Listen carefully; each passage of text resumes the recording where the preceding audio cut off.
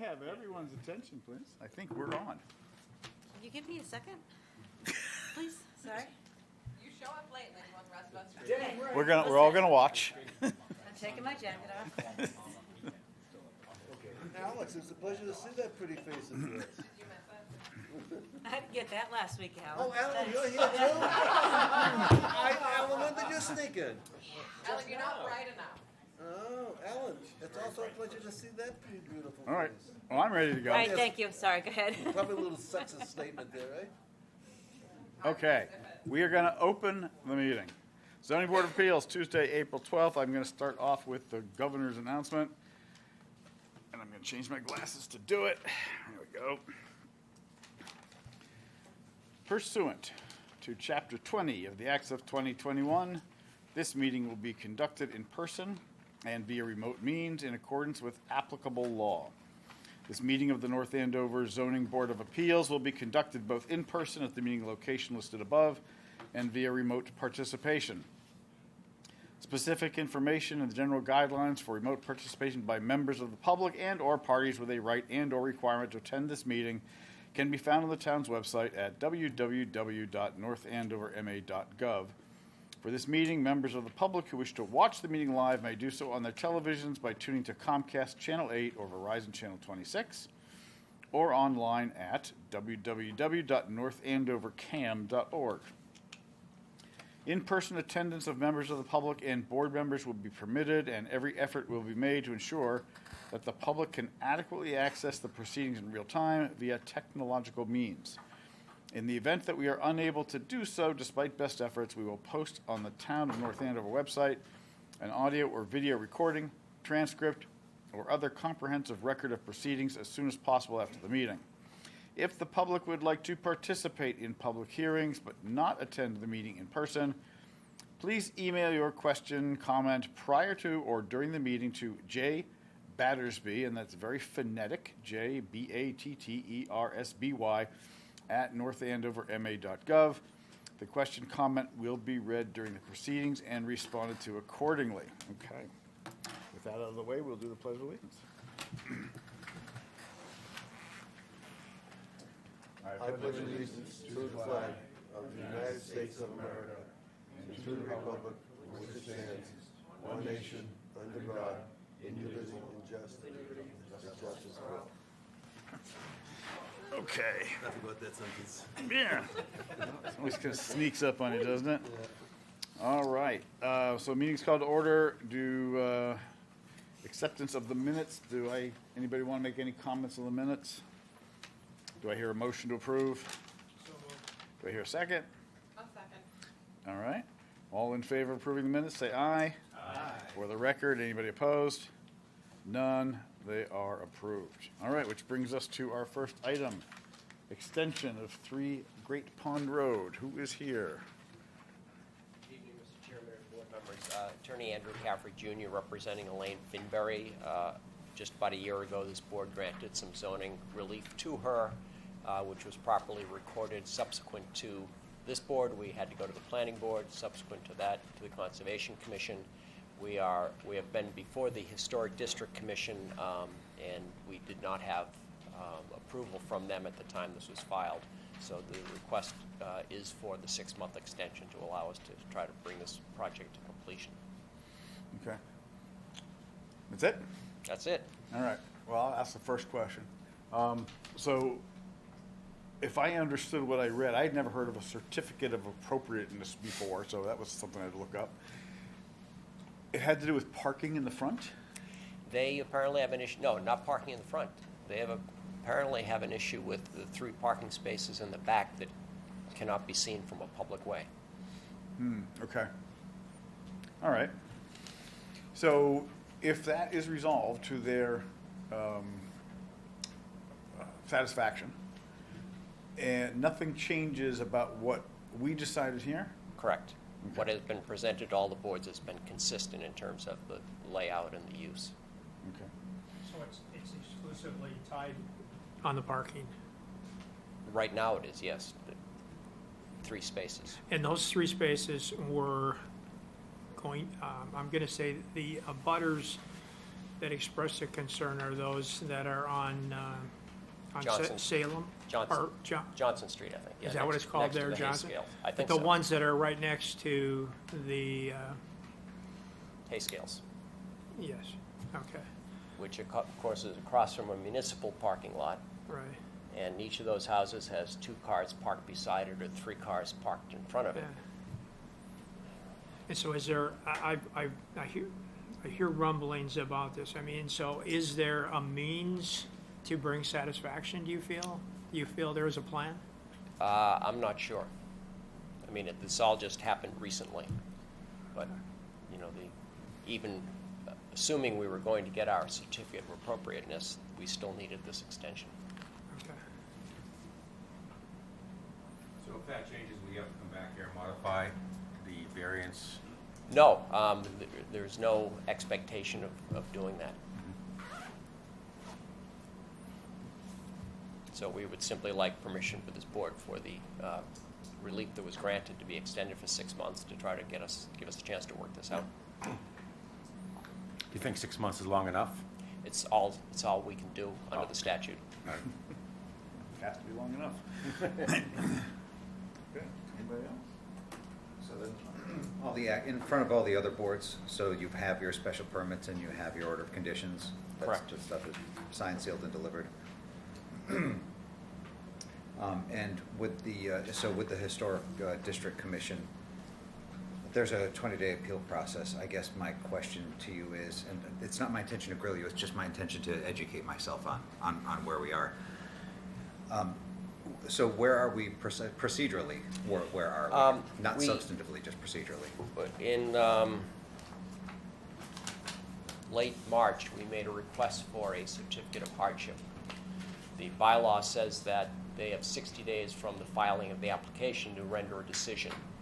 It had gone 180 days without a decision, and under the bylaw, it says that if they do not issue a decision within the 60 days, then they shall issue a certificate of hardship.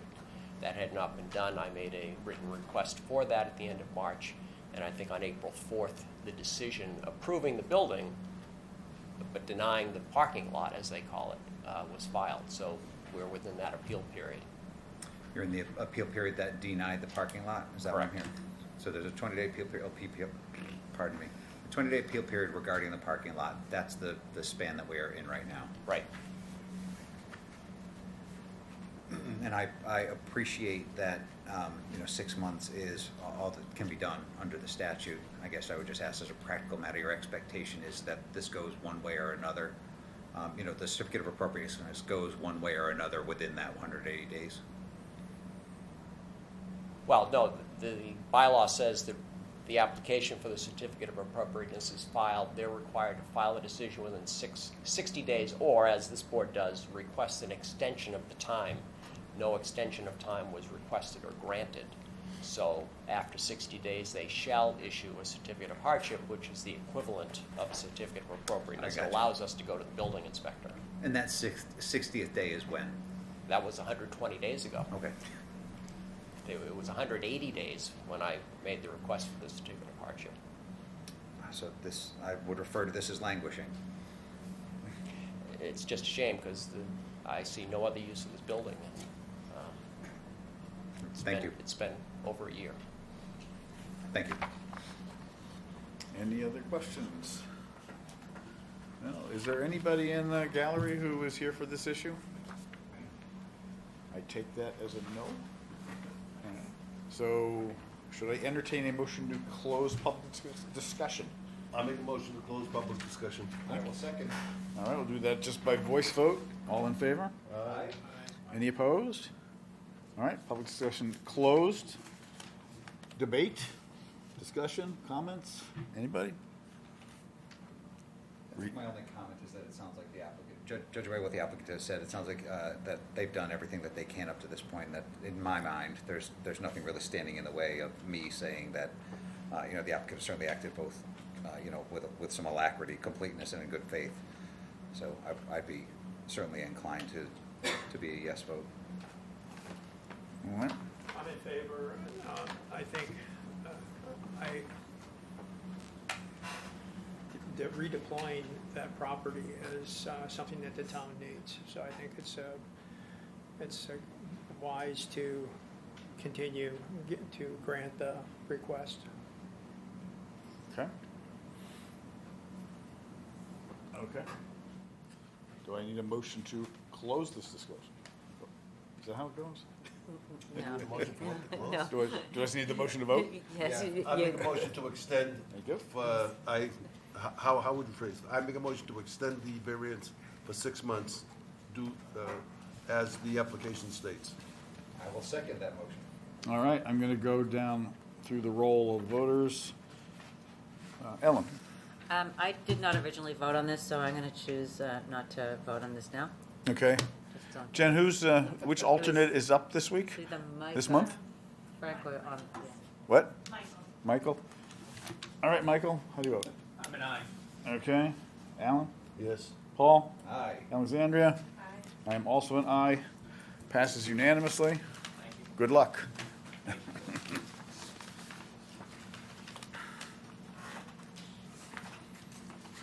All right, next item. 34 Baldwin Street. Who is here from 34 Baldwin Street? Hello.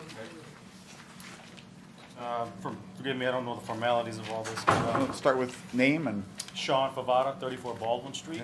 What do you think we should read the public notice first? oh, yeah, is that that'd be you? good. Jeez, you know, This send is me away for a rookie. month and I've forgotten everything. Rookie mistakes, rookie I mistakes. mean, I'm just wondering, that's all. Mr. Clerk will not be ignored. Nor should he.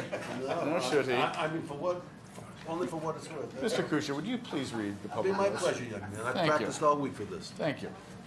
Notice is hereby given that the North Andover Zoning Board of Appeals will hold a public hearing at the North Andover Town Hall at 120 Main Street, North Andover, Mass. on Tuesday, April 12, 2022, at 7:30 p.m. to all parties interested in the petition of Sean Favata Favara, yeah?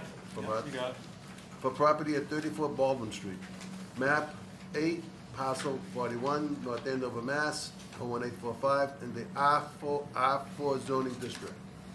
The applicant is requesting a variance pursuant to Town of North Andover zoning bylaws, Section 195, Attachment 3, Table 2, summary of dimensional requirements for one front setback in the R4 zoning district for the purpose of constructing a roof over the existing front porch. Specifically, applicant has requested a front setback needing a relief variance of 3.9 feet.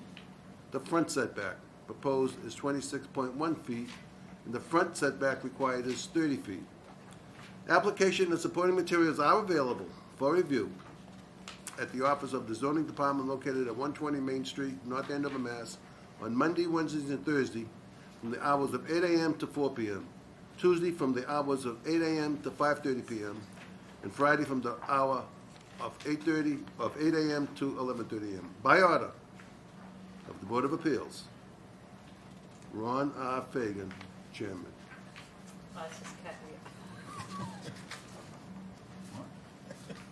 Okay, thank you. You're welcome.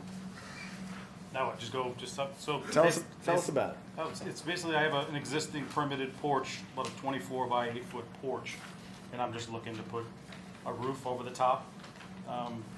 Basically for aesthetics, it's basically a plain house if you don't have any other character built into it. My wife and I, it's east facing, so we love getting out in the morning and having our coffees towards the sun, watching the baseball field across the street at Grogan's. It also helps from, the balls hitting the house, which happens quite a bit. I think my son's hit your house a few times in his younger Probably. days, yeah. But that's it. Okay. Any questions? The roof isn't gonna go very far beyond what you currently have for a porch, right? It's It's basically going to just be right right up to over, the line. maybe a It's few already- inches just for the fascia, that's it. Sure. So basically, you've already got the setback, you just want to put the roof over it. They didn't require, so the porch didn't seem to require it, so I got a permitted porch and built it structurally to support the roof. Yeah, that happened. Open porch, go 4 feet into setbacks. Ah, Put a okay. roof into it. Thank you. But it's just covering the porch. It becomes a structure. When you put the roof on it? Yeah, okay, thank you. Any other questions, comments? Seems reasonable to me. All right. Is there anybody here on this issue, Baldwin Street? That's a no? All right. So can I have a motion to close? I make a motion to close public comment. All right, all in favor? Aye. Any opposed? Public comment is closed. Open for discussion. Anybody? Say we go for it. I mean, this seems pretty straightforward. It's not gonna impede on anybody. It's facing a park. Like, if they wanna have a roof to go sip coffee on in the morning, I think that's okay. Second Michael's sentiment. I drove by it and I said a roof would look really nice there. All right. Do I have a motion? Mr. Clerk. I make a motion to grant a variance pursuant to Town of North Andover zoning bylaws, Section 195, Attachment 3, Table 2, summary of dimensional requirements for one front setback in the R4 zoning district for the purpose of constructing a roof over the existing front porch. Specifically, applicant has requested a front setback needing a relief variant of 3.9 feet. The front setback proposed is 26.1 feet, and the front setback required is 30 feet. And I'd like to mention a certified plot plan by, I'm gonna murder the name here, Machiota and Associates dated March 7, 2022, which shows what's going on. And what else is there? It's a motion. Sketches you may Yeah, but the sketches really aren't by a professional, you know, just, I'm just part of the record. I don't know. They wanna make this official here. God forbid. They, But the sketches aren't named or notarized or dated or anything. Exhibit A and B. I'd like to enter Exhibit A and Exhibit B, which are sketches of the proposed addition and the siding and the door and the windows of the proposed building. I'm gonna second Alan's motion because it's awesome. We'll just do a roll call vote. Ellen? Yes. Is that an aye? Aye, sorry. Okay. Alan? Yes. Paul? Aye. Alexandria? Aye. I'm also an aye. Enjoy the coffee in the morning. Thank you very much. It will all be this painless. All right. That's a nice personal touch, Ron. Enjoy your coffee. All right, this brings us to the next item, a new public hearing of 1160 Great Pond Road. Let's see if I get this right. Mr. Clerk, would you read the official announcement?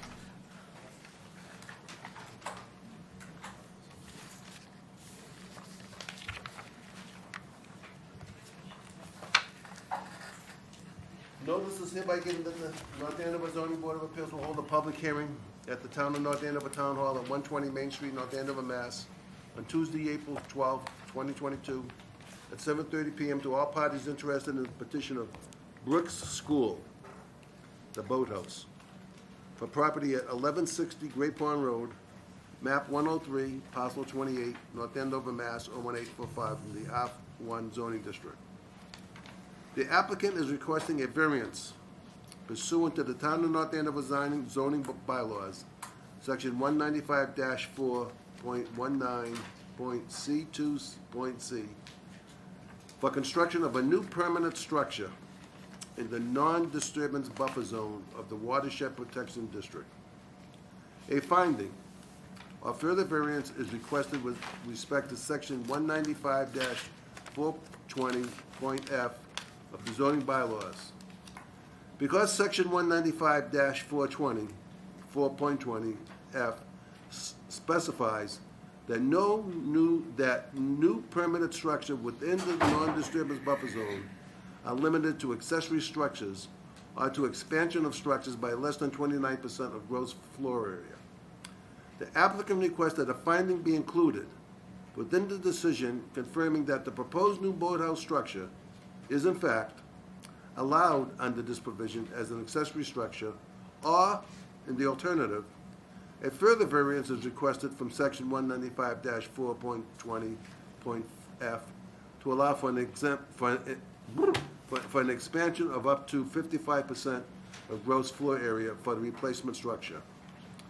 Application and supporting materials are available for review at the office of the zoning department located at 120 Main Street, North Andover, Mass, on Monday, Wednesday, and Thursday from the hours of 8 a.m. to 4 p.m., Tuesday from the hours of 8 a.m. to 5:30 p.m., and Friday from the hours of 8 a.m. to 11:30 a.m.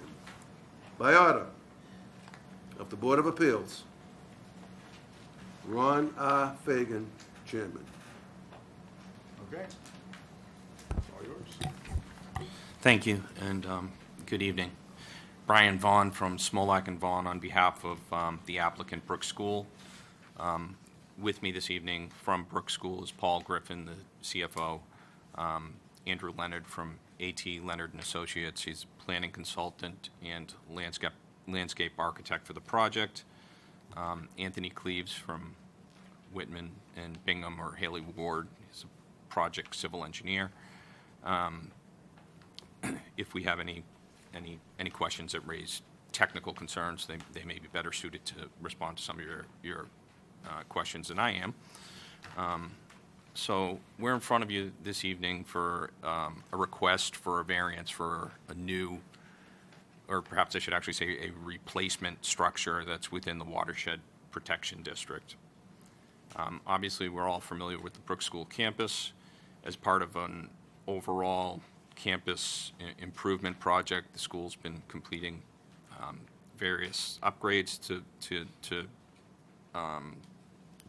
the campus, and now what they're seeking to do is to remove two pre-existing boathouses, which are both already located within the watershed protection district, and replace them with a single, albeit a little bit larger boathouse than presently exists. We submitted a series of plans, and we can respond to any questions that you may have on any of those. We believe that the proposed project's in fact a substantial improvement over the existing conditions. You can see from the existing condition plan and there's an overlay plan that we included that the existing boathouses are actually located much closer to the wetland resource areas and to the waterfront, whereas this proposed project would raise both of the existing structures and move the new boathouse further away from the wetland resource areas and the shoreline. And we should mention that one of the, it's obviously we're within the watershed district, but there's also substantial wetlands to the right side of the structures, and so we're eliminating a structure that's really close to the wetlands there and moving it further back and away from the resource area. Not to interrupt, Yep. just for my benefit, the Holcomb and Lyman, those boathouses, they're actively being used at this point in time, or they have been, and I mean, they're not just old to be demolished, they have been used to support the boats. So let me just want to confirm. Yeah, those are very much. Yeah. Okay.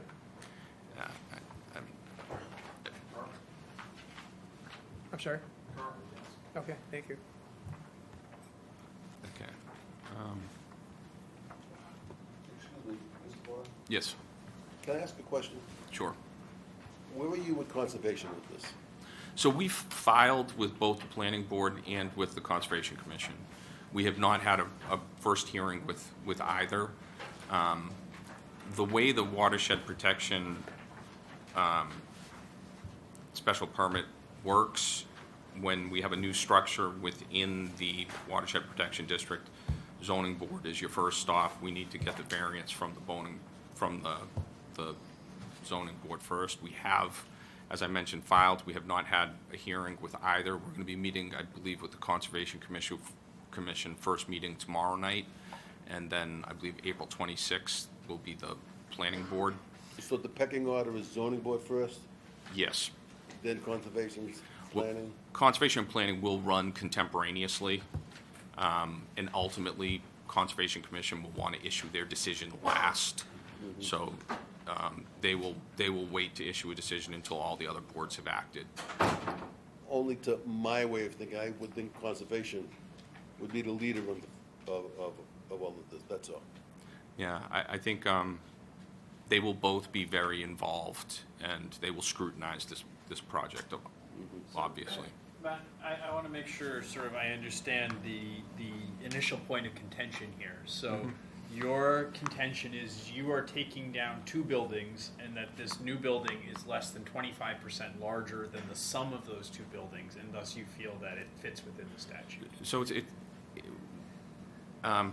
not exactly. We feel that it's within the statute because it's in fact an accessory structure. So if you read closely the bylaw, it says that you can reconstruct either an accessory structure or a structure that's an expansion limited by size restraints. What we have proposed is a bit larger than what those size restraints are, which is why in the alternative, we're hopefully seeking that you would agree that it is in fact an accessory structure, and that it doesn't require the second variance. But if for some reason the board were to find that this is not an accessory structure, or that section of the bylaw means something different than what it appears to say to us, then in the alternative, we would be seeking a variance for from the size limitation under that provision. In your view, what defines this as an accessory structure and not a primary structure? So the definition of accessory structure under the bylaw. So is this your request for a finding? So Yes. So, but I don't. So you just asked for a variance and then a finding within the variance. He's asking for a. Can I? Yeah. Yeah. I'm sorry. Yes. Yeah, just by way of like clarification within the decision, so that it's clear that. So procedurally, I don't know if you have to do both because it only looks like you asked for a variance here. So you need to ask for a finding and then a variance, or am I wrong in that, or am I? So I think. I think you're kind of pulling it together. So that's where my confusion lies. So if you can clarify that for me, please. Sure, and I think like probably we were talking about like a specific finding, such as like a Section 6 finding or something. I'm not asking for that.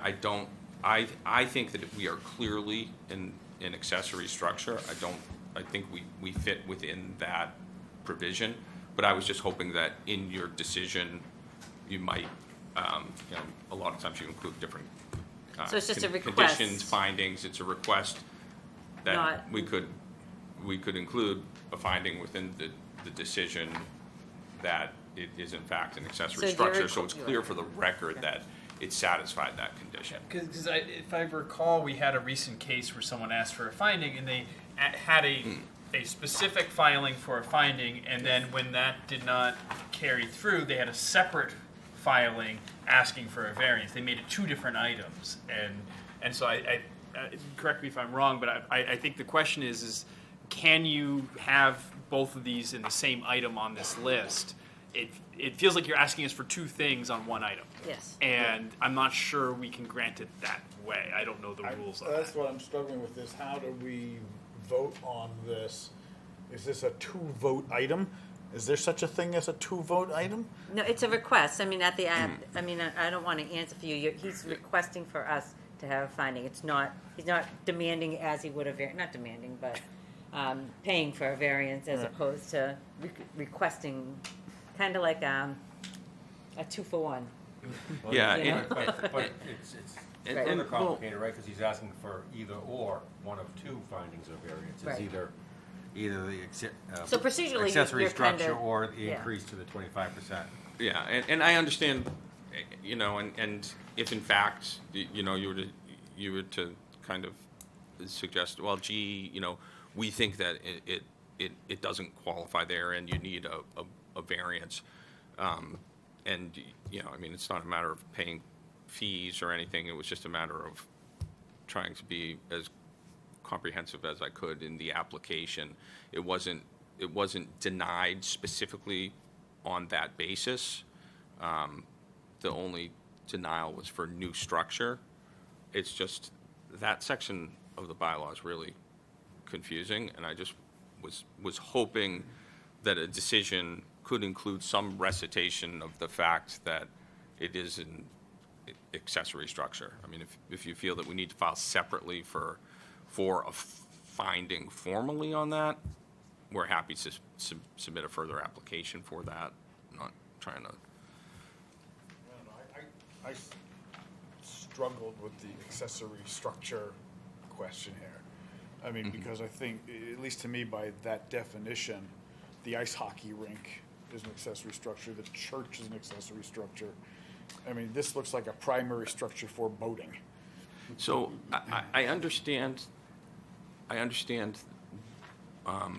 I mean, again, I don't think it's the clearest section of our bylaw, but my interpretation of that section really is tied more to,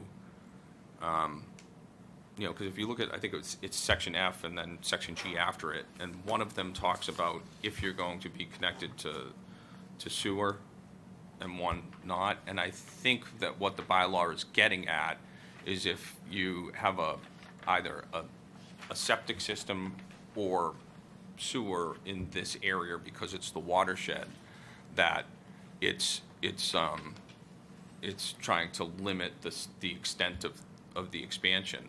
But this is truly an accessory structure. I mean, it sounds kind of crazy given the size of it, but it's an oversized shed really, with a viewing area above it. It's boat storage. You'll see from the plans, we actually have a remote toilet facility that's been approved by a plumbing variance. So what the bylaw is, I think, really seeking to protect against is the associated risks to the watershed, which, albeit this being a bit larger because of the fact that we have the remote toilet facility and we're not expanding any septic or anything like that, I think it actually is it eliminates a lot of the risk that sizing is intended to address. But, the actual definition is a defined term of an accessory use or structure. It's a structure subordinate to the principal use of a building on the same lot and serving a purpose customary incidental to the use of the principal building. I think here, it's a seasonal use. It's only a few months of the year. It's clearly not the principal use on the lot or for the school. It's the principal use being, the educational buildings, and there's obviously a lot going on. I think it truly is in accessory structure and use.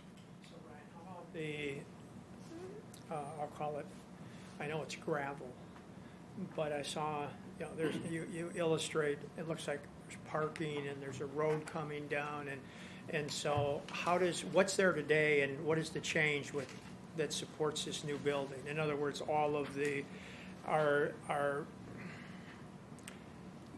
is what's there today going to be turned into road, for example, road and parking? So I don't know I can't see back there, obviously, so I looked at it and was wondering what's the before and after when it comes to that space?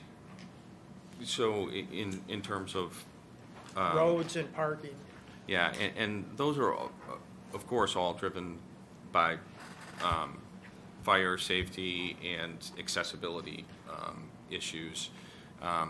Perhaps it might be a question that Anthony could respond to better, but the net, those sorts, those areas are not in fact paved. It is all gravel. It's intended. It's done on purpose. Is it there today, or will it So there is, in fact, it's being. I believe it's being expanded, but it is there today. There's something there today, but it will be expanded with the new building. Yes, and Okay. in large part, And too, it's driven by fire safety issues for the town's access. In terms of, again, environment Mhm. and conservation and all these things, just, my mind just goes, well, how much space is occupied today and how much is it, what is the increase when we go to the new model? Is it doubled? So just some relevancy to the environment.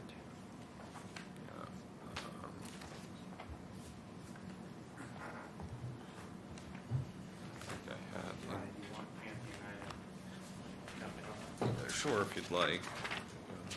Good evening. My name is Andrew Leonard, 18 Leonard Associates, landscape architect and planner. Anthony Cleaves, civil engineer.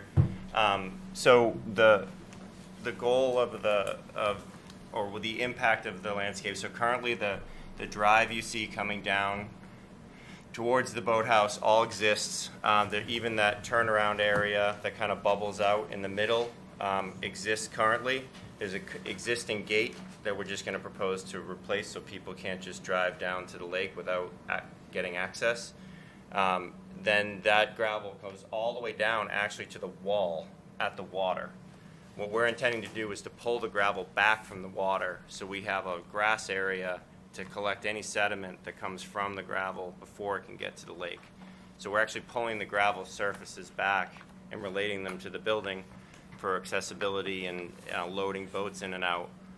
There's no general access to the building. There's no parking. We have to make an area level for someone who's disabled in the gravel zone, but there's no parking spaces. What do those numbers represent in the back? Contours, so they're elevations. Those numbers are elevated? Those are elevations Okay. above sea level. Okay. So you can see like how steep something is versus how flat it is. If you see the red boxes, those are the two existing boathouse structures. And there's a green line that kind of goes down the top right, down to the side to the water. That's a wetland that one of the boathouses is really adjacent to. We want to pull away from that and restore that, which is a conservation issue, as this gentleman mentioned earlier. But the general goal is to pull the impacts away from the water and have more landscape and filtering happening between the activities and the water's edge. And the boat launch would be untouched. The existing boat launch that I think the town uses on occasion would be untouched and still accessible, which is the kind of the gray box on the middle right, kind of where the wall ends is a gray box. That's the existing launch. Just to clarify, both of those boathouses will be demolished, correct? Correct. And the size of the new accessory boathouse, which, just for the record, it shows rooms for, there's a coach's room, there's a place where you're doing team storage. So I'm assuming they're doing videos and whatever. It's So- it's 2 or 3 level. I mean, I don't know if there's a basement, but there's 2 levels for sure. It's two levels, but it's. I'm sorry, I was Sure, just in the sure. middle of a sentence, Oh, so sorry. that's okay. I know I'm only here for 2 more months, so let me get my words in. So the size of the new, the old as opposed to the new. Right, and I think that the size is it's driven, as you mentioned, by programmatic concerns for the school. And, in terms of some of the size above, keep in mind that So the size of the two, size of the lineman and just simple sentences, okay, please. So the first and the second boathouse, I just need to put it in perspective in my mind. Boathouse 1, I think lineman or, Yeah. Yeah. So, yeah, the footprint of the existing boathouse structures is 3,028 square feet. And I can, if you want them separated, I actually have that in the application. I can get that for you. that's okay, I would have added them up anyways. so. Okay.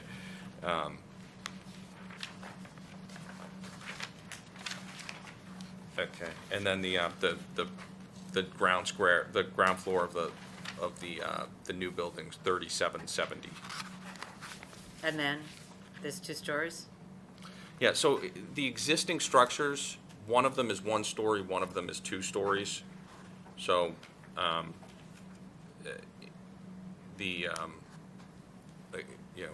guess total square footage, the gross floor area. On one of them, it's 1381. One of them is 2853. And then the total square footage on the new gross floor area is 6520. But partly the area above is driven by the boat storage below. So the footprint of the building was driven by all the boats being stored on a lower level to access the lake. The second story is just to take advantage of having a second story above the boat storage. I don't know if that was specifically the question you were asking. I might like to ask our building inspector a couple questions. So, first of all, in terms of that question, when we're talking about adding 25%, are we talking about adding 25% off of just the ground floor footprint, or 25% on the total square footage? Gross floor. Sorry? Gross floor. Gross floor. Okay, so we should be factoring in both floors when we count these numbers, and certainly in giving a variance, we should also be factoring those numbers in. Because I wouldn't want to give you guys a variance that you then can't use. That would be not great for you guys. And then the second question I have is, obviously you did not feel that this building counted as an accessory structure. And so I would love to just sort of hear your point of view on that as well, if you're willing to give it. Yeah, I feel because the building is like, everybody's been up to Brooks, they have classrooms, they have cafeterias and everything else. This boat is made for using for boathouse. It's not accessory to the boathouse, it is the boathouse. Right. It's not like, okay, we're gonna have another little garage over here to keep, the oars and stuff like that, and that would be the accessory. This is the building for the boathouse, that's how I feel, so. Okay. Thank you. You're also going to be using it for other stuff instead of storage. It's not just a storage of boats. It's Right. a building for. It looks like there's an office in Yes. there, right? Yeah, we're, as Anthony said, attempting to maximize the space above it for, which is consistent with the existing structures. But it's not consistent with a shed, right? And that was the description that you used before. Yeah, understood, but it is also though a temporary structure that again has no impacts with respect to sewer or septic. So it is a bit unusual and different than a typical permanent structure, I would say.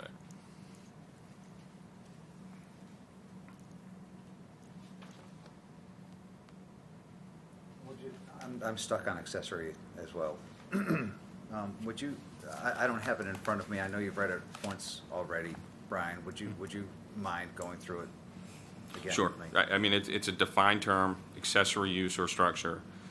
A use or structure subordinate to the principal use of a building on the same lot and serving a purpose customarily incidental to the use of the principal building. So would this be subordinate to which building? To all of the academic buildings, which are the primary use of the lot. Yeah, and that's the struggle that I'm having, unfortunately, Brian, with ordinarily an accessory use is, as you said, somebody's got their house and they got a shed, near the lot line. This is a campus. I mean, that's an entirely different animal, so it's harder to, I think, characterize what the principal building is. At the tail end of the definition, it says the principal building, which is seeming to point to a single building as the principal on the campus. And, who knows what that is? Is it one of the classroom buildings? Is it the administration building? Is it the hockey rink? So it's going to be, it seems like everything on the campus unfortunately falls into an accessory kind of category. We don't have a principal building. I don't know how to, and I honestly don't know how to resolve that, since we're working with a definition of something that maybe a little bit, it wasn't anticipating, I think, this scenario. So that leaves the board in a position of trying to figure out, what's right there. And when somebody talks about, an accessory use, and we use the analogy of the shed, an imperfect analogy, but we're all stuck with it. The first floor is absolutely a shed. Duh. Aside from its ginormousness, it's just a shed. The trick is, then we walk upstairs and we've got a handful of other uses and more ginormousness, and ginormousness on a campus of this size and for the various uses is not necessarily fatal. That it's just out of the ordinary for us lay people, or me lay people. You guys can be professionals if you want. We've got a shed on the first floor. Like, if it were just a shed, I'm like, boy, it's big, but that's a no-brainer. We go upstairs and we've got, a whole bunch of other stuff. I see storage, relatively benign. I don't know what team means. Those, locker rooms. Is there a sink in here? Is there any plumbing whatsoever? I guess might be a question of mine. There's a bathroom? No bathrooms, no showers. There is water for potable water for drinking. So Yeah. when people are down there, they have access to drinking water. But there's no sink in the building. There's no bathroom in the building. No laundry facilities. No laundry facilities. Cooking no facilities. kitchens. No catering areas. Nothing like that.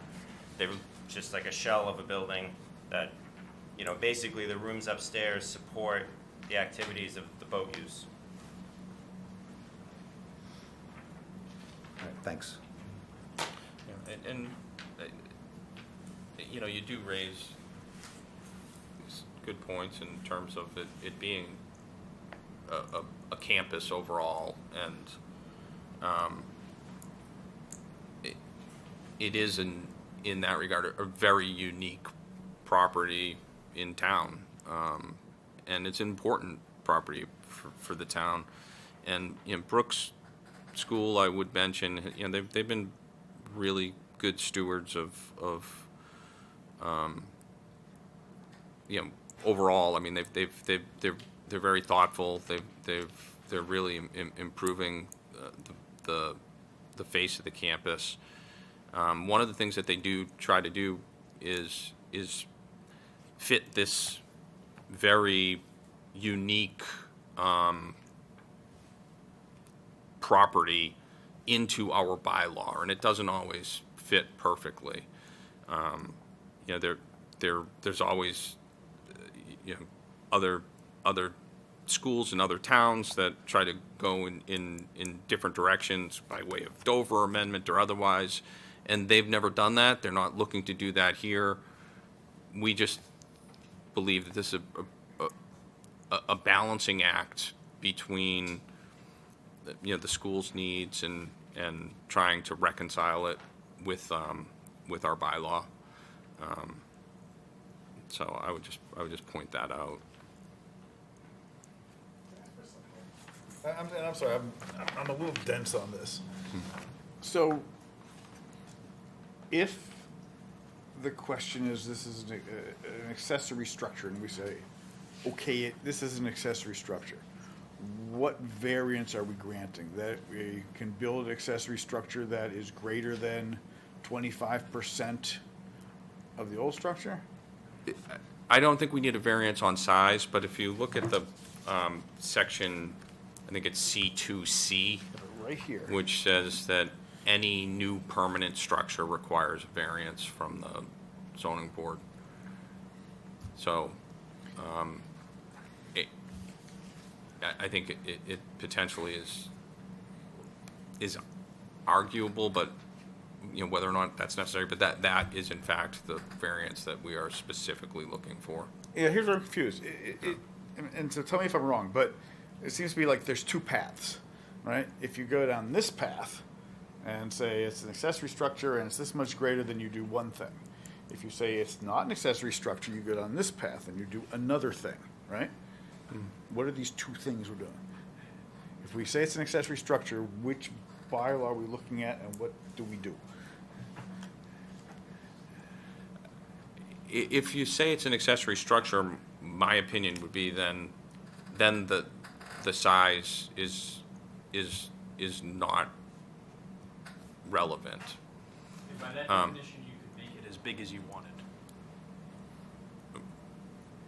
I mean, Just hypothetically. yeah, speaking. I mean, hypothetically, but in terms of setting some type of precedent, you know, you're still subject to other constraints. A typical building isn't of a certain size, and Paul can correct me if I'm wrong. You're not going to be able to build it without having full plumbing. In this particular case, we've got the state plumbing variance, which enables us to do that. But normally, you know, someone isn't going to be able to just come and put up a building that big within the watershed unless you obtain that relief. And this is a very unique and special circumstance, and part of the reason why we were able to get the variance is because of the fact where we already have these two existing structures here. It's kind of it was viewed, I believe, as an overall improvement from what's on the ground now. It's actually more protective to the watershed than what's there currently. So I think those issues weighed into the state's decision. But theoretically, yes, I mean, there wouldn't be anything that would limit you as to size. Because I mean, I think, you know, I'm just one associate member, so I mean, I'd be voting on this, but I think where I struggle is that when you're asking for a finding, you're asking for a determination of fact, and I'm sort of limited by what the literal facts are. Whereas when you're asking for a variance, you're appealing to my sense of judgment, where I have, to be honest, a bit more flexibility, right? And so I appreciate the idea that it would be nice to have this thing fit into that statute. Personally, I would have a tougher time with that than I would trying to think about a variance for it.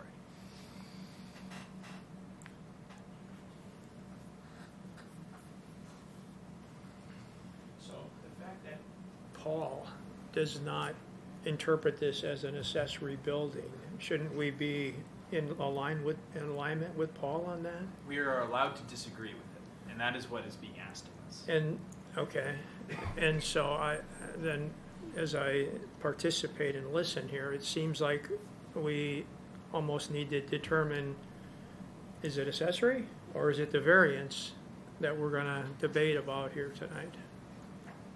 Well, and this is why it would have been easier if we had to, Ms. McIntyre's point, a single thing an item on the list to determine, and we could have that conversation, and then we could have a second item on the list to determine the second thing.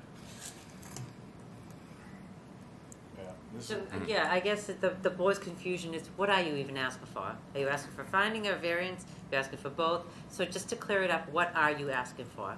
No, we're specifically asking for a variance For what section of the bylaw? from C2C, I believe was what was. Is that what was advertised? Well, it was advertised as C2C and, and I believe it's subsection F. 195 yeah, okay. Yeah.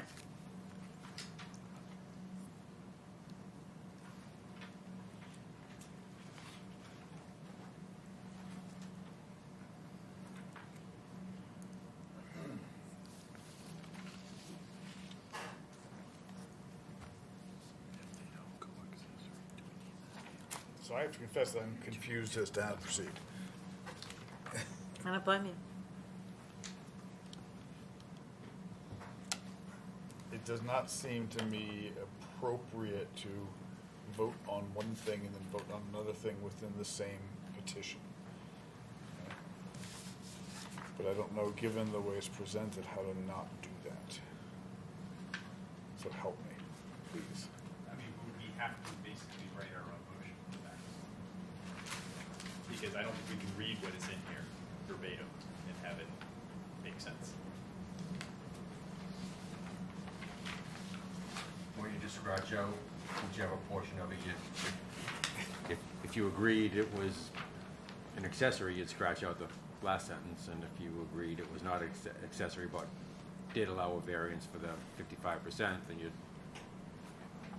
Does that I don't know, I've never had to read it, so I don't really know. Does that not affect how it was advertised? No, the issue is advertised, so we can, the board can make a decision, you know, in any which way it wants, you know, when you lay conditions on it. I mean, we have applicants come in all the time and change the relief that's requested, you know, after a discussion with the board, so fine, move it a little farther away by 10 feet, and then all of a sudden we're reading, Mr. Clerk is scratching things out and reading a decision that is different, or a motion anyway, that's different from the actual application applied for and noticed. I'm looking in section 3 of the applicant's application, and this is me.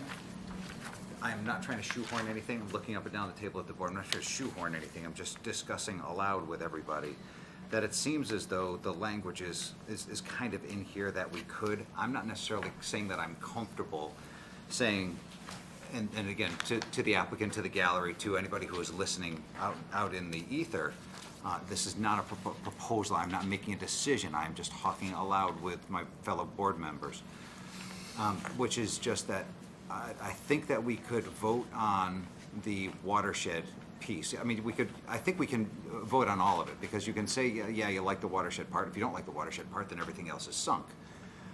You just disapprove on that basis. So if you get past the watershed, say, yeah, you know, that's okay. But then you get into the middle part of the applicant's language, which requests the finding that this is an accessory use, but we say, no, we don't like that. We are going to move ahead, because the last couple of lines say, well, you know, if you don't like that, then a further variance is requested from 195 4.220F to allow the expansion of up to 55% gross floor area. So, I mean, I would prefer a separate variance application. Okay, I'm looking up and down at my board members. I would prefer a separate application for the second variance. With that said, there is language in here that would give us enough room to move if the board were so disposed to move tonight. But then we're getting into, we haven't talked about what 55% means and all that kind of stuff yet. So I don't know, the board, I'm not suggesting that the board is all the way there. We haven't even discussed that part. But again, so I puked out on the table. Discuss. Coffee talk. And if you have any, that's also an invitation to the applicant, any ideas. And this is also not to, Mr. Chair, I am not trying to, you know, go around the gallery. If there's anybody here that wants to speak on this, I'm not trying to short circuit that at all. Just having a thorough discussion now. I guess I have another question. It might be easier than answering that. I didn't see any civil plans. So is the erosion control and all those requirements within the wetlands area something that's going to be reviewed by the It will be conservation scrutinized by both yeah. conservation and planning. So we don't have to worry about that piece of it. Right, and you know, we would have included more information at the time of filing this application if it wasn't prepared, and subsequently those plans have been submitted to the Planning Board and the Conservation Commission. Again, those hearings haven't opened, and that will be again, they will scrutinize it. So they will, Frank, but there's nothing preventing you or this board from saying, I want to see that stuff. You know, and I want to rule on that stuff. I want to scrutinize that stuff myself. Yeah. Stylistically, I tend to not do that, because I believe in our sister boards that they will do the scrutinizing that Attorney Bond suggests. But you are certainly more than welcome to say to the applicant, I need to see that stuff before I vote on this. No, I'm more comfortable with the other boards because they're getting reviewed by other departments with professionals who are looking at that properly versus us laymen, even though I have a degree in that, but. So Paul, let me get back to what you said. I just want to see if I understood what you were saying. That if we have the ability here to reach some sort of consensus that accessory structure may be a stretch, and therefore we can like whack that out and move just to the regular variance for building in the non-disturbed zone. And then the second half is the size of it. You know, up to 55%, of which we haven't even discussed yet. I'm sure Attorney Vaughn may have some thoughts or a presentation on that. But it's more than just the watershed. You know, if we say no, as the application points out, if you don't like accessory, then we've got to move on to the second variance, which is the size. Okay. So just to clarify that this legal notice was an umbrella Right. of pretty much in coding, if then, in, you know, old school Yes. coding. So, go here, go there. Choose your own adventure. All right. Choose the ending. So can we winnow this down a bit by reaching some sort of consensus on the accessory structure piece? Well, do we want to see if there's anyone that wants to give I- input before we even We get could, to no, the- we could do that. I'm not saying we discuss it now. I'm just trying to Okay. figure out an approach. Yeah. Because the fact that there's multiple things in here really confuses me. And I have very limitations, I guess. So on the discrete point that I think you're asking, which is, look, can we talk about the accessory and make a decision on, can the board make a decision on whether or not it's comfortable with, you know, saying yes, accessory, making that finding or going along with it, whatever, then I think, then the answer, from my perspective, is yes, the board can figure that out tonight if it chooses to. Okay. Can also punt the whole matter back to the applicant and say, come back in a month and convince me, you know, if they have more materials or if we think that would be useful. So that's just a corollary to the answer to your question, which is yes, the board can discuss accessory and make a determination on whether or not it wants to make that finding. Okay. And I don't, correct me if I'm wrong, but I don't think we need to make a formal vote in that regard. We can if we want Right. to, sure, but like, I think it's just a matter of what motion do we eventually bring to a vote, and we can make a decision on what that motion Yeah, is. and I agree. That's what I'm saying. We can get a consensus, Yeah. but then we narrow down what we're actually voting on. Yeah, I think that's fair. Okay, all right. So that might be an approach that works and keeps people from having to come back, unless you want to simplify it and come back. But if you want to sally forth, then, I think we'd like to kind of press forward. okay. All right. Any more questions from the board? Tally ho, is that like one of the, you know? It's like Sally Forth. It's like Sally Sally Forth. Forth, Yeah, it's like Sally Sally Ho. Forth. Yeah. Tally ho, tally ho's a bar. I don't freaking. All right, not hearing any. Is there anybody in the room? Ah, I see somebody, yes. Please do, and name and address, please. Hi, I'm Greg Johnson. I'm a neighbor at 72 Campion Road. I'm in a butter of the Brooks soccer field. And this is my first meeting, and it's terrific. I think you guys are all diligent, and I'm impressed. I'm a direct neighbor of Brooks for 12 years. My kids went there. They are terrific neighbors. And the boating program is terrific. It is great for kids. It's great for the town. I hope there might be some public access included in some of this expansion as a requirement. But I have one question. Is the old boathouse with the second floor, which is delightful, shingled and stained, a historic structure? Can that just be torn down? But I would say, if that's the case, it's much better that it's one building. I'd love to see this as one terrific building instead of the two sort of shingled, ramshackle buildings, one building away. So visually, it's a better building. It's one building. It's more functional. It's less to heat. It's a square, less lineal feet than the two buildings. So I support the concept. I'm wondering, why it's pushed back away from the water. I'm a boater. Why do I want my boat further from the water? Where's the fill going to go? You're digging into the hill to do that first floor. So that question, I have access to a public question. But overall, I'm supporting a boating in town, more the better for the town and for neighbors. And so that's my comments. I'd love an answer about the historic nature of the first two-story building and why it's going back and digging into the hill. I'll leave it at that. Thank you. Oh, okay. So, yeah, okay, I've just been advised. That question should be directed to me. Assume it was, but I'll ask that you respond. Thank you. Well, I would just say that it is not an old enough structure to be historic, is my understanding.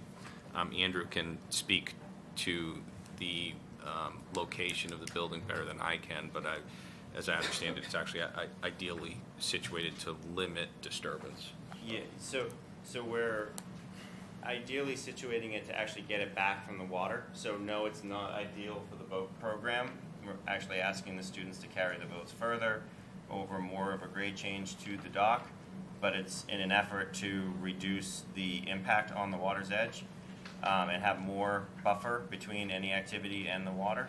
Secondary aspect is with the building, with its dimension, putting it into the hillside will diminish its visual impact. So we're actually setting the building into the slope to kind of diminish its mass. Now the fill will be reused on campus. Thank you. Thank you. Anybody else here for this issue? All right. Seeing none. Anything else from the board, or should we close public comment? Okay, do I have a motion to close public comment? I'll make a motion to close the public comment. I'll second. All right, all in favor? Any opposed? Public comment is closed, open for discussion. Well, I think we should determine, are we gonna vote on the variance or the other? The accessory structure? The accessory structure. So- I think we should get that out of the way first. I would agree, so I will open that by saying I'm hard pressed to consider this an accessory structure. I mean, I agree with the building inspector, I think it serves a distinct purpose. I think if you define that as an accessory structure, there are many other buildings on campus that you have to define as an accessory structure, and I think that's kind of pushing the definition of what it is. So I would say from my own personal viewpoint, this doesn't count as one. It's just very hard for me to call 6,000 plus square feet an accessory structure. It's just, it's really tough. And, A 3,600 square foot. well, that's the first floor. That's first floor. I'm doing the whole thing. Yeah. Yeah, okay. Yeah, so it's 6,518 feet. I agree with your comments. Nothing to add, just agree. Anybody else want to chime in on their opinions on that? Doesn't matter too much to me which route is taken. I guess I'm not on it, whether it's called an accessory or not. There's some interpretation into that.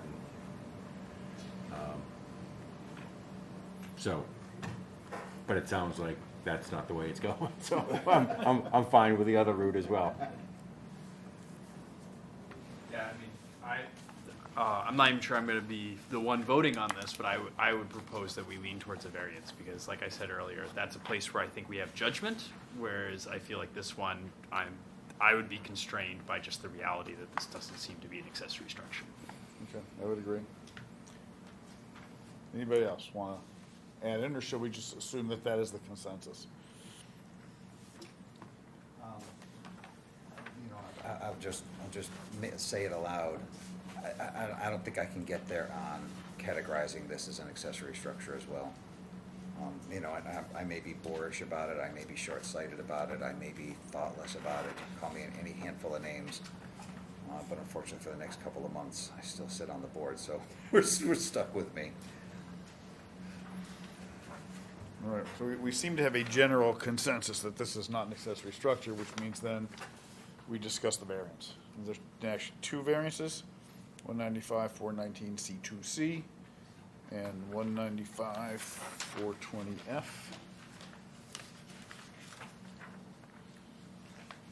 So I guess I can open the first one, which is, I'm looking at the two structures that are there. The new one is farther away. I assume that these two structures had to have their own variances to get into the non-disturbed zone, or they were done pre-non-disturbed? Okay. So I don't see this as a bad thing that this moves farther away. There were no abutters, No, there are no butters. right? There were no abutters. And as Paul has, Yes, there was. oh yeah, but he's in favor, yep. In support, yeah. Right. And I will echo Paul's comment that I have total faith in planning and conservation to do their job on this one. So, I mean, I'm looking at this, I'm saying, it looks okay to me. So my comments on this is, so the structure physically, okay, we're giving a variance, we're giving more space to the building, but I have been encouraged with comments I've heard about the, I'm gonna say the conservation side of things as well. And so the trade-off in that what's gained on the conservation, to me, could be an offset for the incremental square feet of the physical building. I mean, I like this building. You know, I'm imagining myself being somebody who would be using this building, and it would be very nice, and it would be something that would be an asset to any school or community to have. I do get nervous about anything that is that close to drinking water. That is just something that makes me a little bit anxious. But like, we have two buildings that are closer, and we also have other boards that are going to be reviewing this, that are going to be looking at runoff, that are frankly better educated on these things and those impacts than I personally am. And I don't know if I want to be the person stopping it at this point. My only hesitation is the amount of size increase over what's there already. But I mean, it's a nice looking building. I don't see it bothering any neighbors. You know, the only reason is why the rules are here is that it's so close to drinking water. Yeah. I mean, there is a little, piece that says you talked about rowing program unless you're somewhat close to water. Right, of course it has to be, right? And but it is, this is special water, right? This is the water that we drink out of, and so it matters what runs off into that. But again, we also have boards specifically designed to address these issues in a more thorough way than I personally can. But it's also pre-existing use. Right. Well, and there are two buildings already that are closer to the water that are It's not like they're introducing something that's Right. brand new into the drinking area. Absolutely. It's pre-existing, it's already there. Yeah, absolutely. But it is bigger, and it is something new, right? Yeah, but I think not only is it already there, but this gives them the opportunity to improve upon it, because they're restoring some wetlands and that sort of thing. So it may in fact be better for the drinking water. Absolutely, right. And I don't feel in a position to judge whether it will be better or worse. They could give me all the information I want, and I don't know if I would know that answer. And the size of it, it was only exceeding that size because of the second floor, and whether it has a second floor or not has no impact to Right. the drinking water quality because it doesn't have restrooms and that sort of use in it. So Yeah. that extra square footage is sort of benign to the issue of the drinking water, I think. And there's no toilet facilities or kitchen facilities. Yeah. Although, yeah. Okay, so there's nothing, quote, to pollute I the mean, there's ground. some kind of remote bathroom near it, right? But then way It's really far down the road. Oh, it's the top of the driveway. Okay, that makes sense. Okay. Yeah, it's around. I was trying to understand where it was. I couldn't find it on the map, and it's because it's way different than where I was looking. So I look at the application, and the things that resonate positively for me are things that folks have said, both generally and specifically already, including the applicant. I don't necessarily have strong feelings on consolidating two buildings into one. So I'm indifferent. Like Frank was saying, it's just a different path, fine with me, whatever.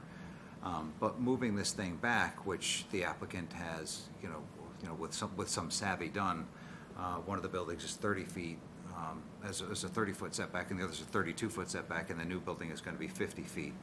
So it's obviously a positive thing to move things a little bit further away from the water, as Michael is highlighting. So as far as the first element of the application, 4.19 C2C, and the non-disturbance buffer zone, there are things that satisfy me on that one. I think we have collectively, so the middle third is about the accessory. We've collectively gone somewhere different on that, which means that we're in the final third of the application.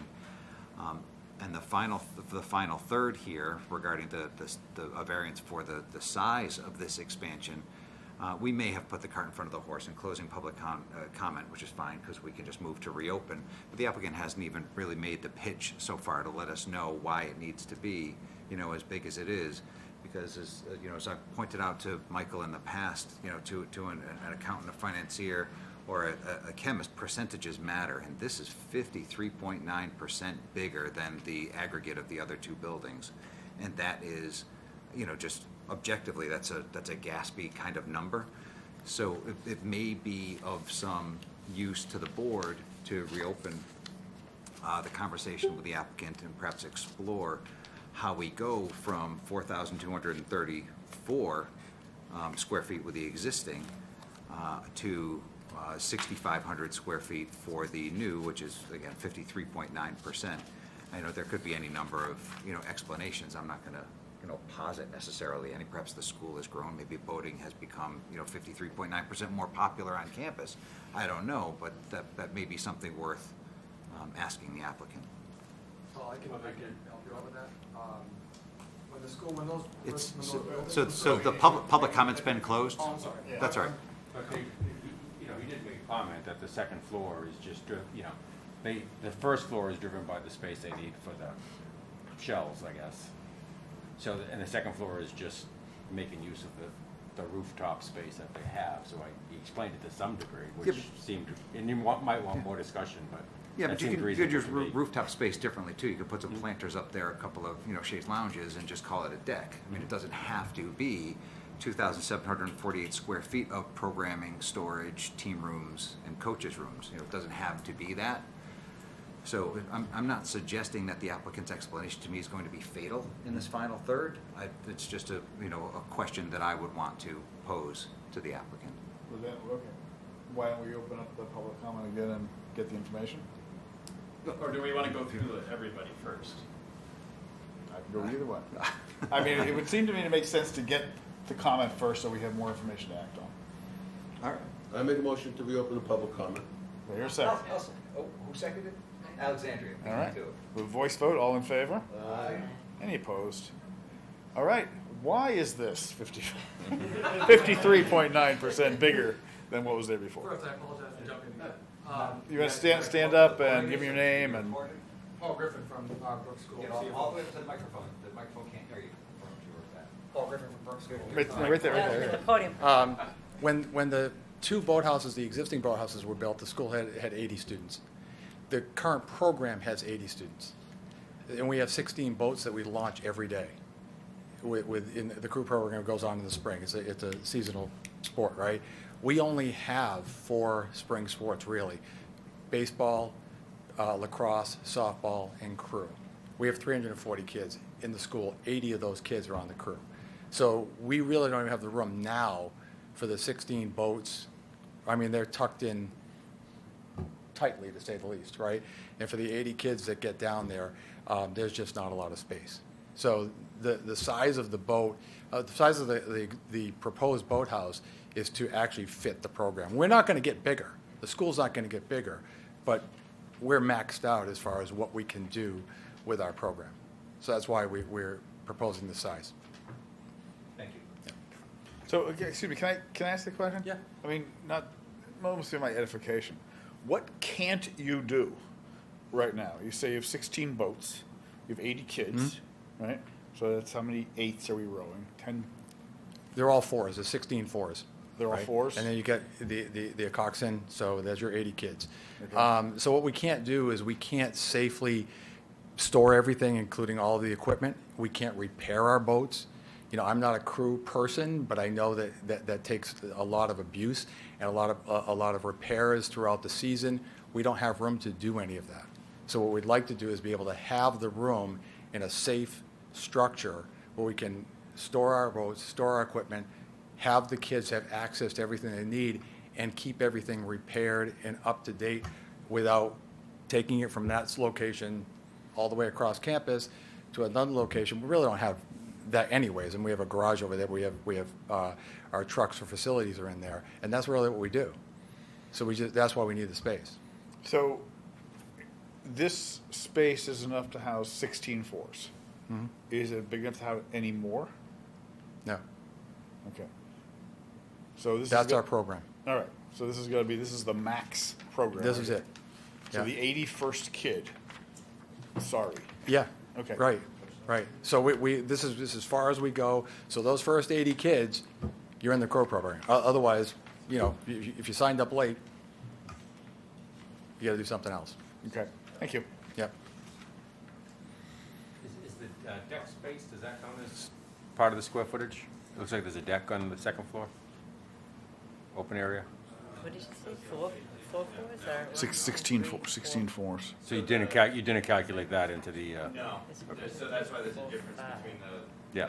first No, level it's just and twice, the yeah. upper level and the lower level. Rack mounted. All right. While public comment is open, any other requests for information?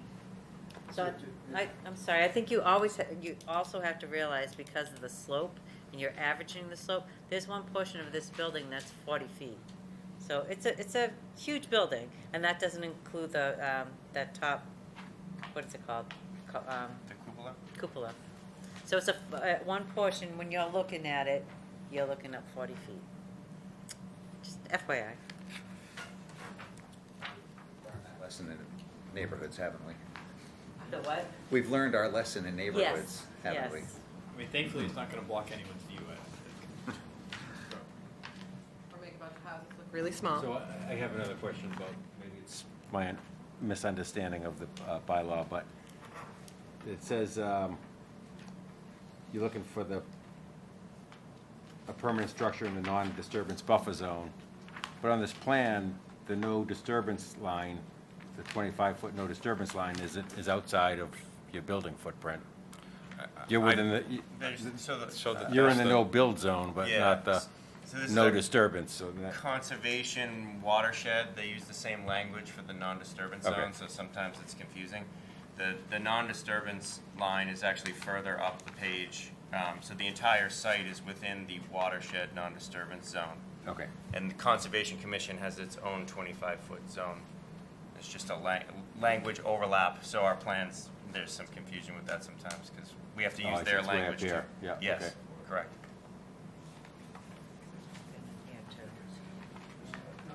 Yeah.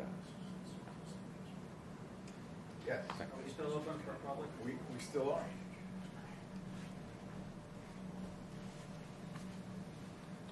Once again, since some people may have joined us, Greg Johnson, 72 Campion Road. I'm a boater, and I know there's a lot of interest in boating. The current buildings are dark and decrepit and hard to work in, and the ventilation's poor. This is a much safer building for people and pets, quite a few pets on campus. It's also dormant about 6 months a year. It is an accessory. When I walk by all year long, every month, it's dormant. It's an accessory, quiet building locked up for the winter. So it sits like a shed 5 or 6 months a year, I would say. I also think there's hopefully some room for kayaks and smaller boats, which there seems to be now, kind of tucked in on the sides. But dormancy is my comment. And two, it's a much safer, better building for people when it's a rainy day or a hot day. I'm the Brooks team physician. The kids need to get out of the sun and maybe get into the upstairs building and get out of the sun and avoid heat stroke, or on a rainy day, stay dry and talk about racing and fix the boats downstairs. So I think it's a really smart building. And I had not heard about it till I got my mailing just a week ago. I mean, I saw the stakes. I knew something was brewing, but this is the first I've studied the plan, and I encourage you to find for Brooks. Thanks. Yeah. So I'm just curious, having been down and by Great Pond Road hundreds of times, many hundreds of times, how do you get accessibility as a neighbor?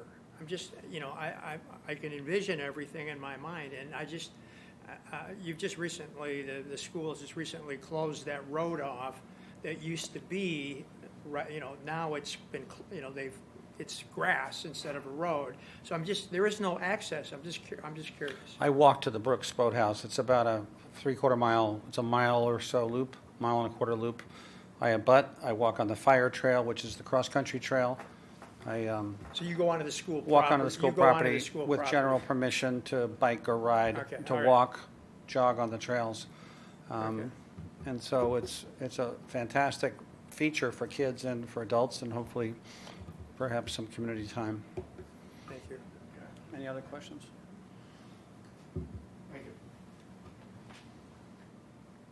All right, should we close public comment?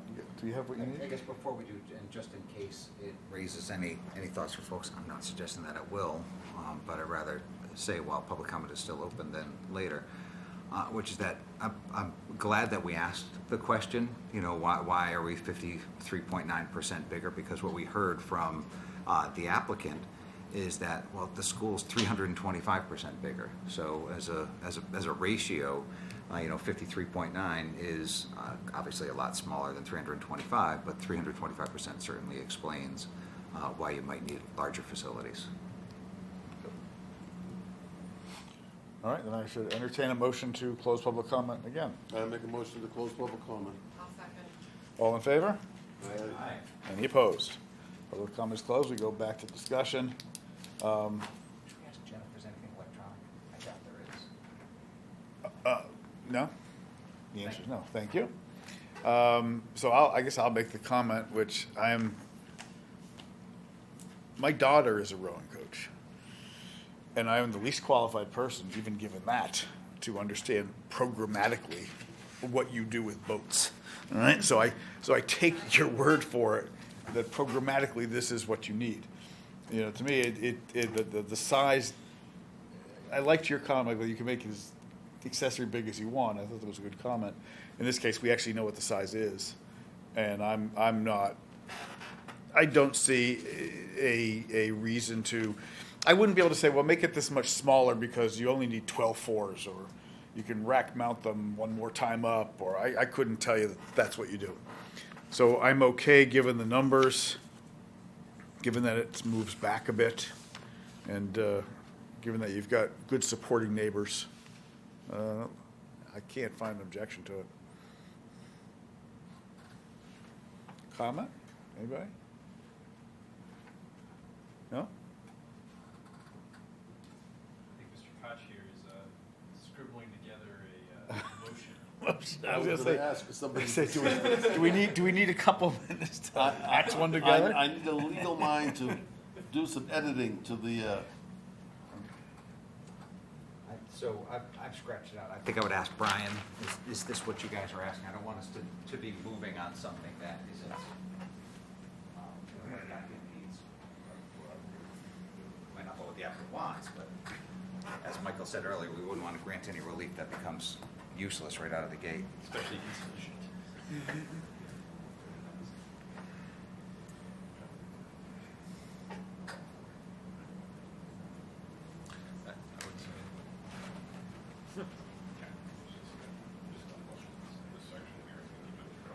What are you going to do with all your free time now?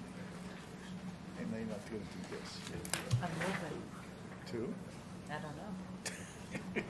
Well, good luck. It's a lot simpler motion, Mr. Clerk. All right, do we have a motion, Mr. Clerk?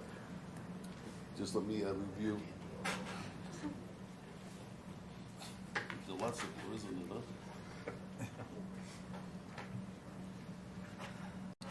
Okay, let's give it a shot.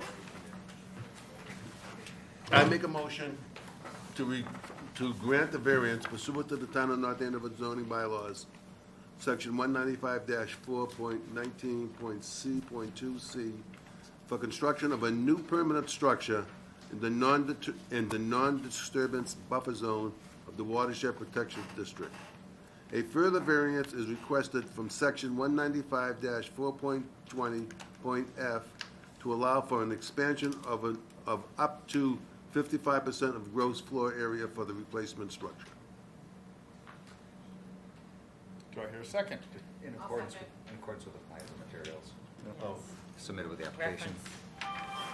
So we're going to reference a plan by Olson Lewis Architects dated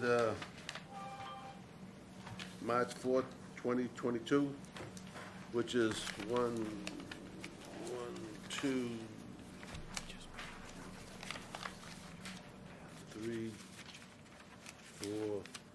5 pages from A2 through A4. And also going to reference plans submitted by A.T. Lennon and Associates dated, you know, my eyes aren't that good. March 4th as Oh, well. I see it. March 4th, in reference, 1, 2, 3, 4, 5, 6 pages from the A.T. Lennon and Associates. Okay. And site plan? Site plan drawn by, a site plan drawn by Whitman and Bingham Associates dated March 11, 2022. It's a site plan. Sounds good to me. Sounds good, right? All right, that was a motion. Do I hear a second? I'll second. All right, let's go down the roll.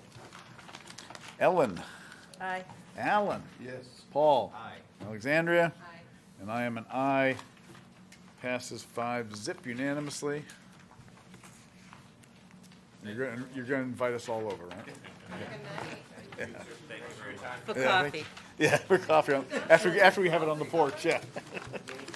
We'll have the roving coffee day. He's fine. Not yet. Is he gonna row? It's probably one of the only sports I'll let him do. My brother, he's little enough, he could be a coxswain. My brother was a coxswain.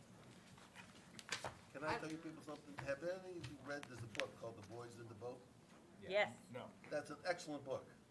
It's about crew. It's about some kids out in Washington State that won an Olympic gold medal. I hear all I need on rowing for my dog. More than what I need. All right, let's, I don't know if they made a movie. I read the book and it was, someone said, Alan, read the book. all right, so, Lisa? book review's good. How about this, Alan, read the notice. Yeah. Yes, let us move on All right. to 72 Elm Street. I'm busy reading the book, I'm sorry. All right. Last but not least, I assume, yeah? Well, almost. Notice is hereby given that the North Andover Zoning Board of Appeals will hold a public hearing at the North Andover Town Hall at 120 Main Street, North Andover, Mass. on Tuesday, April 12, 2022 at 7:30 PM to all parties interested in the petition of Happy Trails Preschool LLC for property at 72 Elm Street, map 42, parcel 2, North Andover, Mass. 01845 in the R4 zoning district.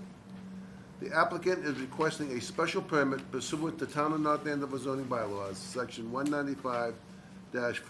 195-4.3.T, daycare center by special permit, and section 195-10.7, table 1, summary of use regulations in the R4 zoning district for the purpose of allowing the use of an interior portion of the pre-existing Criterion Congregational Church of North Andover as a daycare center. Application and supporting materials are available for review at the office of the zoning department located at 120 Main Street, North Andover, Mass.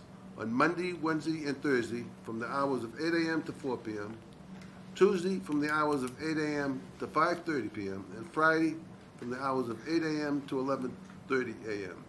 By order of the Board of Appeals, Ron R. Fagan, Chairman. That's such a dramatic flourish, right?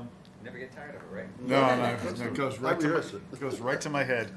All right, can you please introduce yourselves and give us some background, please? Sure. Good evening. My name is Kate Barnese. I'm an attorney with Smolik and Vaughn, 21 High Street, North Andover. I'm here on behalf of the applicant, Happy Trails Preschool LLC, and with me is the owner-operator of the proposed center, Sabrina Zach.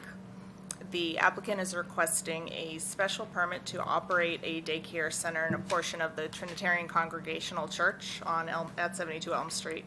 The property is located in the R4 zoning district. As you may recall, this location was the home of the Century Preschool, which was in operation for nearly 50 years. To the best of our knowledge, we believe it closed in 2015. She is not proposing any interior or exterior changes to the property, just simple cosmetic work. She'll be leasing 2 existing classrooms from the Trinitarian Church and have rights to use the existing fenced-in play area in the back. Enrollment is expected to be limited to 24 students, and the preschool will operate Monday to Friday between 7:30 a.m. and 4:30 p.m. It's a full-day program with 2 classrooms, a 2-year-old classroom with 5 students and 1 teacher, and a 3 to 4-year-old classroom that can accommodate up to 19 students with 3 teachers, a total of 5 staff, including Sabrina. There is adequate parking to the rear of the church for staff parking, and parent drop-off will be along Cross Street, where parents will walk their child to the door. A teacher will meet the child at the door and walk them into the building. Sabrina currently operates a home daycare out of her home in Methuen. She's been in business for 3 years. And she has 10 enrolled students that will come with her over to the new location if approved. She hopes to open in North Andover in June. So we're happy to answer any questions you might have. So I have a question. So are you, sorry, are you aware that there's wireless panels on that facility? Of the church? I am not aware of what. So you can correct me if I'm wrong, but I didn't think that children could be near a wireless facility.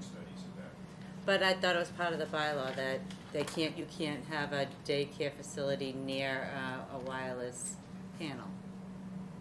Not a panel, it's an antenna. Yeah, there's panels. I thought there was If you panels. could show me that, I've never seen that myself. So I thought there was panels on that church, on the top of that church. there's an antenna, yeah, there's wireless antenna up there, yep. They just upgraded it. I don't know where it says that in the bylaw, but I've never seen it. If you I'm could not show- sure if it was part of our wireless bylaw that a school facility cannot be near a certain amount of feet of a wireless apparatus. I'm not quite sure, When so. that went before town meeting, there It was was a closed. preschool there. No, it was closed already? 2015, that's when it closed, or that could be why it closed, not quite sure. But they do have Sunday school in there, with kids in there, so. I'm just asking, I mean, it's not for me to decide, it's their due diligence to say that you need to, And I also believe the Boy Scouts meet there. not on a 9 to 5 regular basis, that's like a 2 hours or, or whatever. So I'm not quite sure of the bylaw. I recall it being part of our wireless bylaw, that you cannot have children within a certain amount of feet of a wireless apparatus or a wireless tower. I'm not quite sure. Again, it's not my burden to, my proof, it's not on me to. I was gonna say, I don't know if it's not allowed, it would still probably be not allowed even if we grant the special permit, I would Correct. presume, right? Correct. So, all this scurrying through the book, trying to find I'm not something. gonna, I can make a decision anyways, but it's not fair to me, but I've never heard it, so. Don't searching for that, just in a different direction. So I thought I understood that the rooms as they exist would be utilized, but it looks like there's also, is there some construction to be done? I missed that if the. No, there's no construction to be done. The 2 classrooms currently exist, and she'll be leasing the space from the church. This is merely just a diagram of The existing floor of what is plan. there today that you'll be Yes. utilizing? Yes. Okay, thank you. Happy Trails, is that a franchise, a Because I saw on your resume, it looked like there was one in Saugus and Methuen or No, so my in-home daycare, I first started in Saugus when I got married, and then we bought a house in Methuen and just. oh, so you moved, okay. Yeah. I was just going, there's a Roy Rogers reference. She's too young to know that. Well, I didn't want to say that because that would be condescending, but I just needed to know.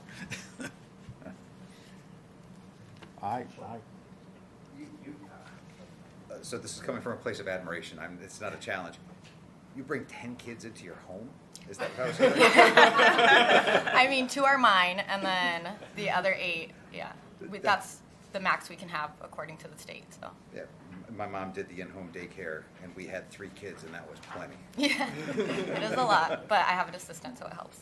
Understood. And I'm assuming that there's all a separate bit of licensing that has to go Yes, on for you to yes. do this, and not our remit to worry about that.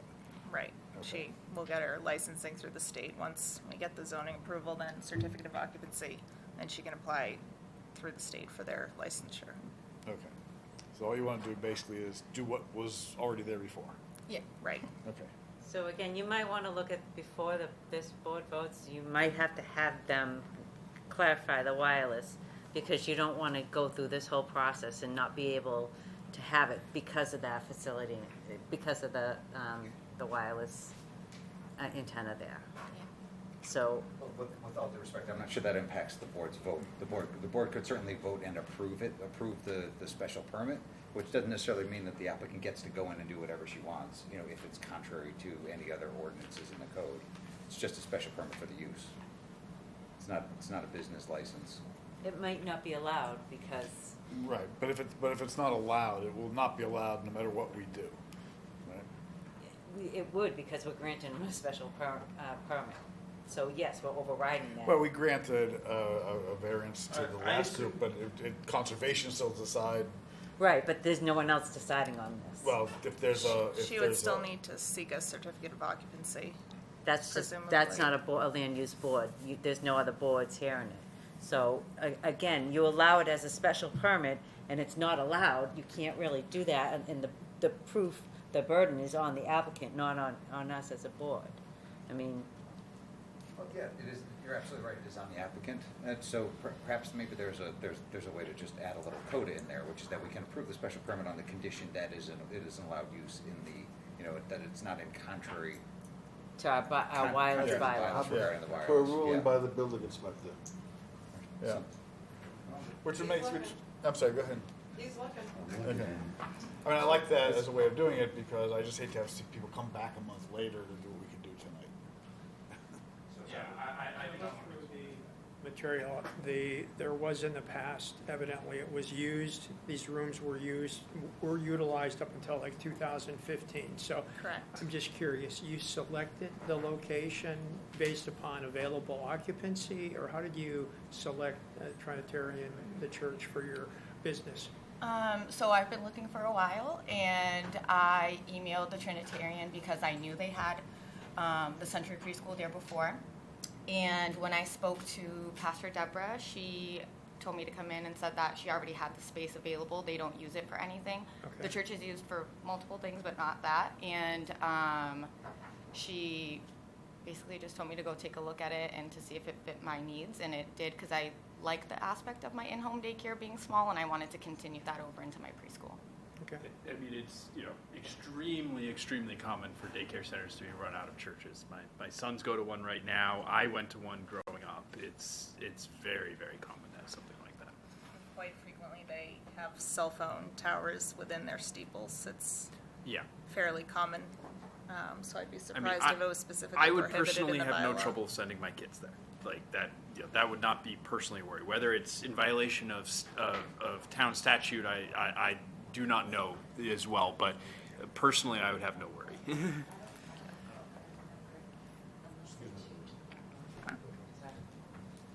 Thanks. Anything else? How much Advil do you have to take every day? Lots of coffee. Yes, I can imagine. All right, I see no more questions. Can I make a motion to close public comment? I would greatly appreciate it. You know what? actually, you're looking for it right there, you're still looking for it, or do? I haven't found it. I've gone through it twice. I haven't found it. I don't have my book with me. I couldn't find it. It's in there. Easier to go home and search the PDF, probably. I will, I'll do an XML for mining search, The It's in advantage there. of being remote, I could have been on the computer by now. Just saying. And you can do your dishes. Yes. I'm gonna have a sink full of dishes when I get home. Thank you, everybody. We do have a motion. Do I have a second? Second. Okay. All in favor of closing public comment? Aye. Any opposed? Public comment closed. Discussion? All right, I'll open discussion.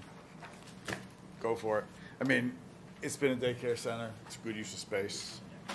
I love kids. That's beside the point.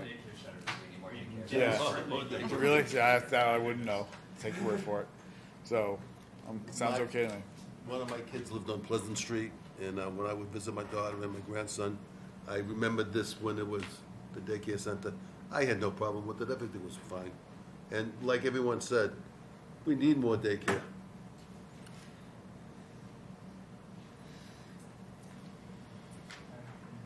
Shall we do a motion support? All right. We all set? Yeah. I think that we need to the motion is what the condition is going to be. What are you going to say? I think it's something like that the special permit is granted only pursuant to section 195-4.3T, and that this, the special permit granted does not override any contrary, any contrary. Any contrary ruling by the building inspector, Use. because he would be the final person. Well, I think it's not necessarily the building inspector. I think it's just the code. I think the reversion, the language is back to the code. Yeah, but and the then building inspector enforces the building codes. He does, and he will, Right. because that's what he does. Yeah. I don't know, ask him. Is that what you do? Sometimes. If you can find it. So Paul, do you have the proviso? I don't have any magic language. I don't know whatever Mr. Clark says. I bet it's going to be perfect. No. Yeah. Well, go ahead, give it a try, and we're all here to criticize you, so go ahead. I mean, the special permit is already specific to that section. I don't think we're granting a skeleton key that grants all possible special permits. But that's why you do the code of language, is to make sure that nobody thinks that this is a grant that is greater than 195-4.3T, which is what Ellen is kind of raising a legitimate concern about. Yep. I'm sure that research will prove a negative, perhaps. Yeah, I'm really curious about this, man. I never heard this before. I'm gonna add this at the end of it. With the final approval of building inspector with respect to a wireless antenna. I don't. I'm not, I think we leave No, that out. I'm not, no. All right, then tell me what because we're not asking him to make a determination. We're just asking him to follow code. Yes. But he's gonna approve what's right and what's wrong via the code. Per It's code. already That's why gonna we do need to that. say, that's why we need to say it. Per code. Per the code. Providing that there is, it's not overruling You could just say per code. any pre-existing Building bylaws. code as ruled by the building inspector? Well, see, once you add a condition that says as ruled by the building inspector, now we're asking him to go and write something Well, down. then you write it down and say I'll put it. Just per code, that's it, that's all you need to Then put at write the it end. down. Yeah. Per code, Per code. that's it. Two words. With the final approval per code. That's it. Done. Perfect. Let's go. Okay, with the final approval per code. Okay, let's give it a go. I make a motion to grant a variance.